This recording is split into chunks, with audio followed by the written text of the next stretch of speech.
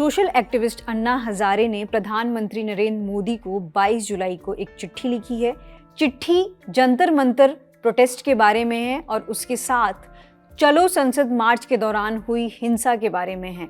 उस चिट्ठी में क्या है एक एक करके जान लेते हैं। तो सबसे पहले उन्होंने जो भी 20 जुलाई को जो भी पुलिस ब्रुटैलिटी हुई है उसको उन्होंने हिंसा का नाम दिया है और ये बोला कि जो छात्र प्रोटेस्ट कर रहे हैं उनके साथ जो भी हिंसाएं घटी और पुलिस के द्वारा जो भी कार्रवाई की गई है वो बिल्कुल गलत है। साथ ही साथ उन्होंने नीट लीक का भी मुद्दा उठाया, बेरोजगारी का भी मुद्दा उठाया और इस पूरे लेटर के अगर हम हाइलाइट्स की बात करेंगे तो उन्होंने ये कहा कि किसी भी समस्या का समाधान डायलॉग से हो सकता है और सरकार छात्रों के साथ या सोनम वांगचुक के साथ जब तक वो धरना पर बैठे थे उन दिनों में एक भी बार संवाद करने नहीं आई, इसी वजह से ये समस्या बढ़ी।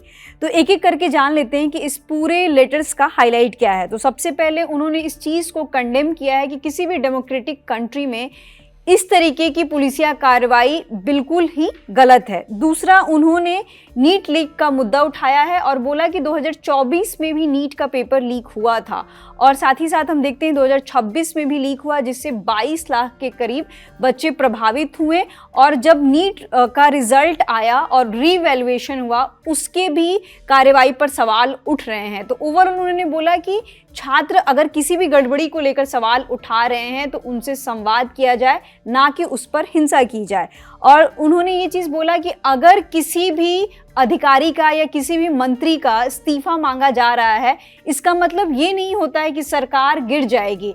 इसका मतलब ये होता है कि अगर आप संबंधित मंत्री का इस्तीफा लेते हैं तो आपके कार्यकाल में ये मैसेज बाकी मंत्रियों को जाएगा कि यदि कोई मंत्री अपना काम ठीक तरीके से नहीं कर रहा है तो उसे उसके पद से हटा दिया जाएगा, जिससे सरकार और मजबूती की स्थिति में आएगी, ना कि कमजोर की स्थिति में।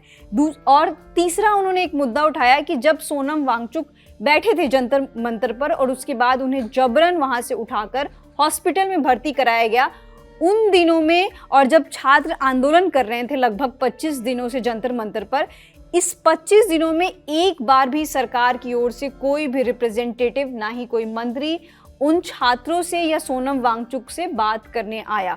तो इस चीज़ का भी उन्होंने मुद्दा उठाया और साथ ही साथ सरकार को उन्होंने हिदायत भी दी है कि अगर आप छात्रों से संवाद नहीं करेंगे, उनकी समस्याओं को नहीं सुनेंगे तो इस तरीके से देश का लोकतंत्र कमज़ोर हो जाएगा। तो ये कुल मिलाकर अन्ना हजारे की चिट्ठी का सार था।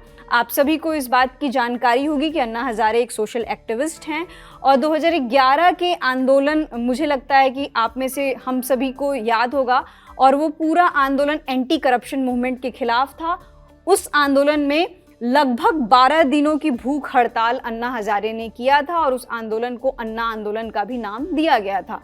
तो इस तरीके से हम ये देखते हैं कि अन्ना हजारे ने पीएम मोदी को क्या लिखा और अभी तक तो सरकार की इस लेटर पे अभी तक कोई प्रतिक्रिया नहीं आई है। आगे जो भी अपडेट्स आएंगे इस बारे में हम आप तक पहुंचाते रहेंगे। फिलहाल इस खबर में इतना ही। देखते रहिए दिल ललन टॉक।